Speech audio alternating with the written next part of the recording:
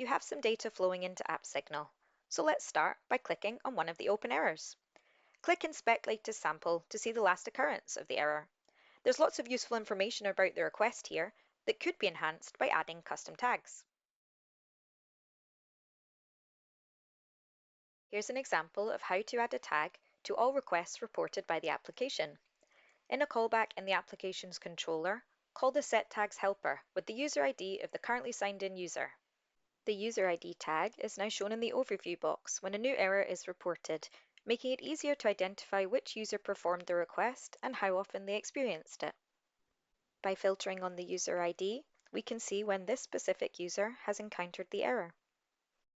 Once you've added tags, if you have an internal admin, you can now directly link back to your admin using link templates. Now it appears in the sample summary. Next, click on the Attributes tab to see the breakdown of users and the potential correlation between users and errors. The total and distribution values will help you understand how far-reaching the error is and if it affects one single user or a specific group. To find out why peaks appear in graphs, hover over the peak and click the Time Detective button to get a more in-depth view of what happened at that moment. To see which endpoint was the slowest, sort the actions by the 90th percentile of the duration and click on the slowest endpoint. On the event timeline, you can see a database query took a long time. Hover over them to see the query.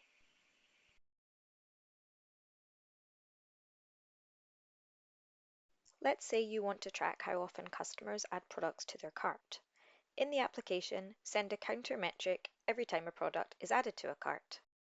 Head back to AppSignal to create a new dashboard where you can add as many graphs as you like and configure the graph to display the counter.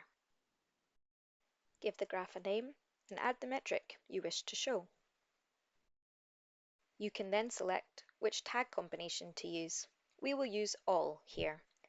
It's possible to change the graph legend as well if needed. Ta-da! Let's set up another graph to show how metrics can be displayed in different ways. Here's an example of showing different tag values displayed as a relative area graph, so you can see the relation between each tag value over time.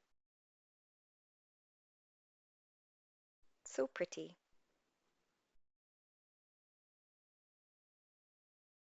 Next, we'll look at anomaly detection and how you can set alerts to notify if a metric goes above or below a threshold. AppSignal has some pre-built metrics that report on the application's throughput, performance, error count, error rate, and host metrics. You can set alerts on all of these.